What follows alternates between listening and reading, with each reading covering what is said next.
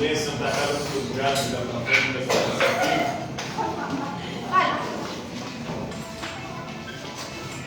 Respeita aí, né? Respeita aí, tá, gente? Pode conversar. Nossa, dificuldade.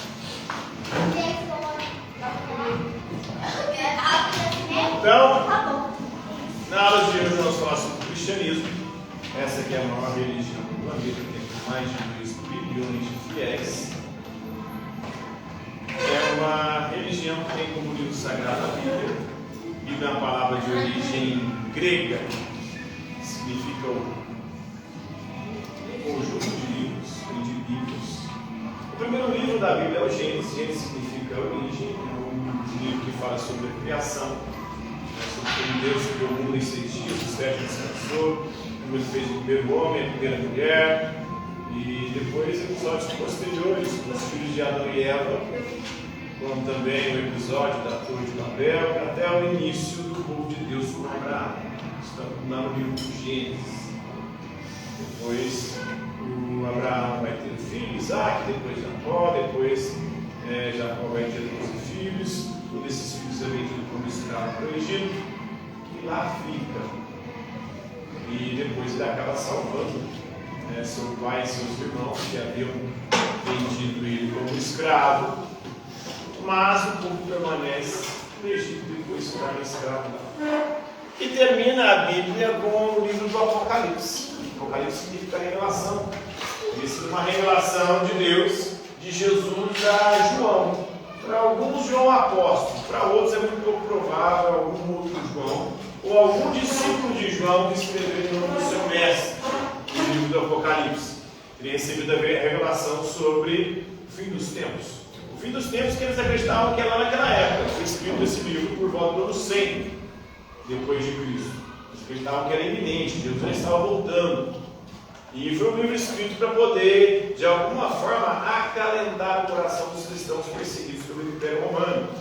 A Babilônia, a nova Babilônia do Apocalipse, era o Império Romano.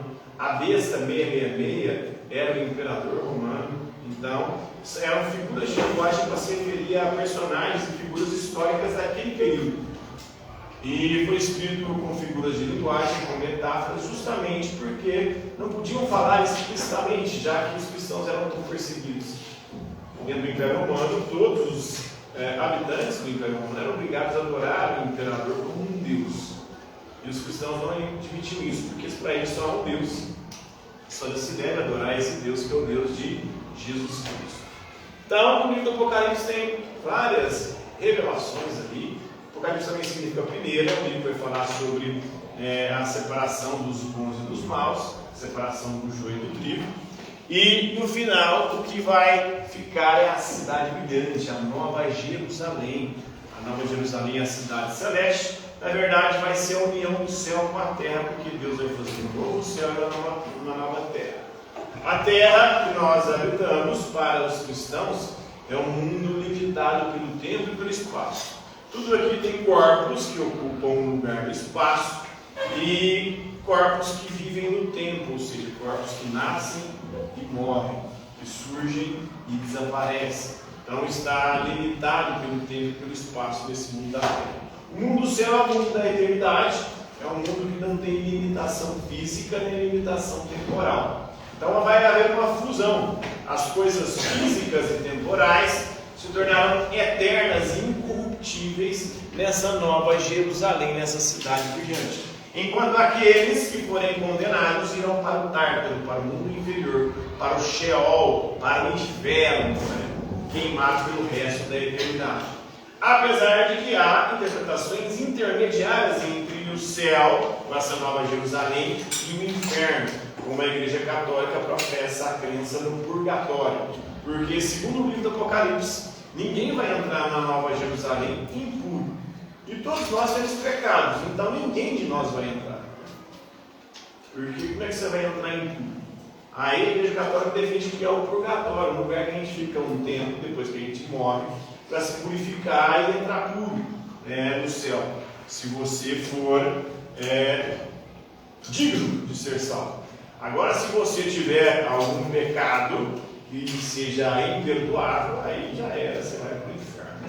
Esse pecado não tem como ser purgado, purgatório, e por isso não tem salvação. Por isso a Igreja Católica formulou essa concepção intermediária.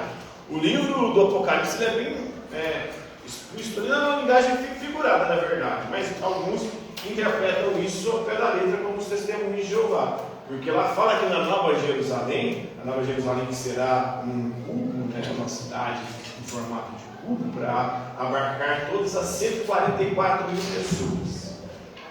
Então, só vão para o céu, segundo o livro do Apocalipse. Se formos interpretar de forma literal, só 144 mil pessoas.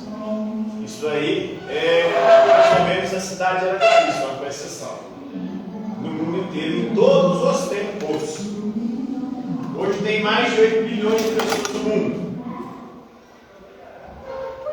Ao longo da história da humanidade, nós tivemos aí uns 15 bilhões de pessoas. E dessas 15 bilhões, só 144 mil são menos que a cidade de Berlândia. A cidade de Berlândia tem 700, 800 mil habitantes. Então são só 144 mil que vão para o céu. Se você for interpretar o pé da letra, muitos estudiosos dizem que isso é uma linguagem figurada, que é 12 vezes 12. 12 significa completude ou plenitude. Então, na verdade, o que isso está querendo dizer é que todos seriam salvos, ou todas as tribos, que são 12 tribos de Israel, mais os 12 apóstolos. 12 vezes 12, 144 mil. Aí, ou seja, mais exceção tanto dos judeus quanto dos pagãos cristãos convertidos. Um ou outro ali deve se ferrar no inferno, mas a maioria vai para o céu, na perspectiva de alguns intérpretes, né? Você acha que você vai para o céu? Oi? Você acha que você vai para o céu? Eu nem sei se existe céu. Olha para cima. Oi? Você é céu? Não, mas o céu, quando a Bíblia fala de céu, não está falando desse céu aqui acima de nós. Esse céu aqui é o céu do espaço. Esse céu que tem estrela, esse céu aqui tem outras coisas que não Deus. Deus não está nesse céu. O céu é figurado na Bíblia. Céu é um lugar, na verdade não é nem um lugar, porque não ocupa espaço. É uma concepção completamente diferente. É algo inimaginável para a mente humana. Por quê? Porque é algo que não está no tempo nem no espaço. Nós, como seres finitos, limitados, nós vamos morrer. Então nós não conseguimos conceber a eternidade. A eternidade é algo muito além do tempo, que a nossa mente não consegue compreender, porque a nossa mente é limitada. Nem o espaço, na verdade, nem existe, porque se Deus é onipresente, isso quer dizer que Deus não ocupa um lugar no espaço. Deus é algo, Deus ocupa todo o espaço, ele é algo muito além do espaço. Essa é a concepção ainda. Então essa cidade, a Nova Jerusalém, será uma cidade brilhante, que irá iluminar todo o universo, quando Jesus e um anjo arrebata ali João para poder revelar o livro do Apocalipse, aí fala para ele que ele tem uma visão a compartilhar. E essa visão é sobre como será essa nova vida, essa nova realidade, esse novo mundo, depois de Jesus voltar e julgar a humanidade. Então, pois dada a ordem com o ressoar da trombeta de Deus, o próprio Senhor descerá dos céus, Jesus, e os mortos em Cristo, ou seja, aqueles que tiveram fé, que viveram de acordo com o bem, eles vão ressuscitar primeiro. Os outros vão ressuscitar depois para serem julgados e jogados na fornalha, essa realidade, que é outra linguagem figurada, Se a realidade do inferno é uma realidade espiritual, essa realidade espiritual não pode ser material, não tem fogo. Então, é uma realidade de ausência de Deus ou de separação de Deus, o que vai provocar nessa alma um tormento eterno. Essa é a concepção. Então, está lá em Tessalonicenses 4,16, o profeta Abraão e outras figuras bíblicas da Nova Jerusalém. Então, aqueles que nos precederam, segundo o cristianismo, já estão lá aguardando o retorno de Cristo. Aí tem outras vertentes. Para outras vertentes, não tem ninguém no céu, não existe essa realidade espiritual. Essa realidade espiritual, na verdade, é só Deus, e Jesus e os anjos que estão nela. E no fim dos tempos, quem viveu nesse mundo aqui, vai ressuscitar. Mas não há um julgamento, não há alma. E nessa perspectiva de que não há alma, os corpos ressuscitaram. Então, Abraão será ressuscitado, assim como Moisés, assim como outras figuras. Tem o caso de Elias na Bíblia, que Elias foi arrebatado e não morreu, além de Jesus. Então, ele foi assunto aos céus enquanto Jesus ascendeu com o seu próprio poder. Então vamos alegrar-nos aí, dar-lhe glória, pois chegou a hora do casamento do Cordeiro. O Cordeiro é Jesus, e a sua noiva, a noiva de Jesus, é a igreja de Cristo, Essa igreja, eles acreditavam que naquela época já estava pronta. Ela já se aprontou, já estava pronta para ser levada. Mas até hoje Jesus não levou essa igreja. Já passaram-se mais de 2000 anos. Até hoje Jesus não voltou. Os cristãos continuam esperando. A cada geração falam que Jesus virá nessa geração e Jesus não vem. Aí isso já há mais de 2000 anos. Então está lá em Apocalipse 19, versículo 7.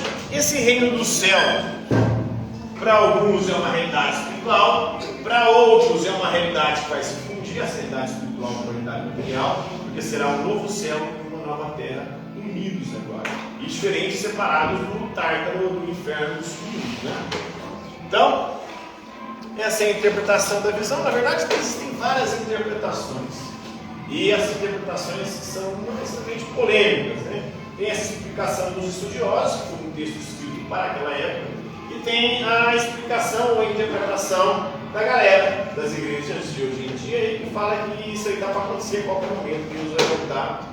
E aí vem, por exemplo, adventistas como Ellen White, fez a previsão no século XIX, ou a Igreja de Jesus Cristo dos Santos dos Últimos Dias, os Mormons, também fez previsão no século XIX, previu umas 3 ou 4, 5 vezes, 10 vezes que Jesus ia voltar. Jesus não voltou nenhuma dessas previsões. Por quê? Essas interpretações, eles pegam a Bíblia sem conhecer o contexto histórico nenhum, sem saber, às vezes fazer uma interpretação de texto. Porque o brasileiro médio, por exemplo, vamos pegar o nosso país como modelo. O brasileiro médio, 90% ou mais da nossa população não consegue interpretar um texto de 5 linhas, quanto mais uma Bíblia que tem mais de 1000 páginas. E aí cada um pega a Bíblia e acha que vai ler, interpretar, entender. Mas é o Espírito Santo que me inspirou. Esse Espírito Santo está maluco, porque ele inspira interpretações tão díspares. Tem mais de 100.000 denominações cristãs diferentes no mundo. Qual dessa interpretação é inspirada pelo Espírito Santo? Se todo mundo fala que foi inspirado pelo Espírito Santo. E aí? Temos um problema. O problema é sério isso. 100.000 denominações cristãs diferentes. Então, lá no livro do Apocalipse fala do Alfa e o Ômega. Alfa é a primeira palavra do alfabeto grego. Ômega é a última palavra. E aí outra divergência, porque esse texto foi escrito em grego e faz referências gregas. Para os judeus, que é de onde Jesus nasceu, Deus só se revelaria na língua hebraica e no aramaico. Inclusive, eles não aceitam os textos do Antigo Testamento, que a Igreja Católica, por exemplo, aceita, porque haviam sido escritos em grego. E aí, peraí, Deus é o Alfa e o Ômega, mas as palavras são gregas. O livro do Apocalipse foi escrito em grego, os Evangelhos foram escritos em grego. Por que o Antigo Testamento só poderia ser em hebraico e aramaico e o Novo Testamento pode ser em grego? Como é que funciona isso? Aí é um ponto de interrogação também para os protestantes, que admitiram e aceitaram somente os 39 livros dos judeus do Antigo Testamento. Então, é outro B.O. aí, Alfa e Ômega, a primeira e a última letra do alfabeto grego, que simbolizam Deus aí como princípio e fim. E nesse mundo, nessa cidade celeste, é uma promessa de uma nova vida. Uma vida agora de paz, alegria e felicidade eterna. Porque nesse mundo aqui o cristão vai sofrer. Esse mundo aqui para o cristão é um vale de lágrimas. O cristão aqui vai ser perseguido. E assim como Jesus Cristo, ele vai padecer. Porque Jesus Cristo veio, não foi para trazer fortuna, riqueza, vida próspera, alegria e felicidade nesse mundo. Não há nenhuma promessa dessa de Jesus em todo o Novo Testamento. Isso é mais de gente que pega o Antigo Testamento. Mas o Antigo Testamento é extremamente problemático. Porque nós estamos aí com uma votação aí sobre questão de aborto. E aí o aborto tem uma pena de 20 anos, estupro de 6 anos. E aí você vai lá no Antigo Testamento, lá no Deuteronômio, lá não existe estupro. Só era estupro, na verdade, quando a mulher tinha pai, irmãos ou marido. E mesmo assim a pena para quem estuprou era casar com a mulher estuprada. Olha só. A mulher que recebia a pena, na verdade, né?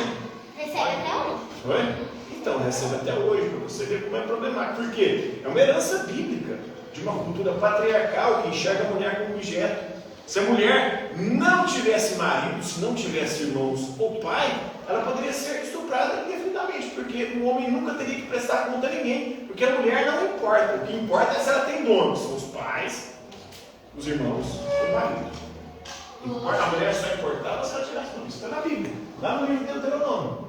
É o Antigo Testamento. E a galera fica pegando ao pé da letra aí para poder interpretar. E para dizer que Deus ajuda e faz você prosperar. No Novo Testamento não há nenhuma menção à prosperidade. Jesus dizia pelo contrário, né? Aquele que me segue não tem nenhum de repousar a cabeça. E isso passa necessidade, né? Então, a nova promessa de nova vida, uma nova vida de felicidade, paz, que é outra vida, né? O céu e a terra vão se fundir. Tem a versão do inferno e do purgatório, que eu falei da igreja católica. É Cristo esperando aí acima da entrada da nova Jerusalém para poder dar as boas-vindas aos redimidos. Então é necessário que aquilo que é corruptível, o nosso corpo, né, se revista de incorruptibilidade, ou seja, será um corpo glorioso, um corpo agora imortal. O que é mortal vai virar imortal, né, segundo Coríntios. A própria natureza criada será libertada, recebendo a gloriosa liberdade dos filhos de Deus, segundo Romanos 8:21. Então, libertados do purgatório, as almas são acolhidas pela Virgem Maria. Aí, na perspectiva católica, os evangélicos não aceitam essa perspectiva. Inclusive, eles não acreditam em purgatório. Quando você morrer no sinal do céu, você vai para o inferno. E aí você tem que morrer completamente puro. Você está no 144 mil. Se for, por exemplo, testemunho de Jeová. Se for outros, né, você vai morrer totalmente puro. Se todos nós temos pecado. Aí é um problema, né? Então, você vai receber pela Virgem Maria, Deus Pai, Jesus e o Espírito Santo, segundo os católicos.